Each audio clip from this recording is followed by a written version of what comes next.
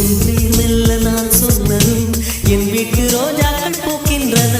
ஒரு நாள் உன்னை காணாவிடி எங்கே உன் அன்பென்று கேட்கின்றன. நீ வந்தால் மறுகணம் விடியும் என் வானமே.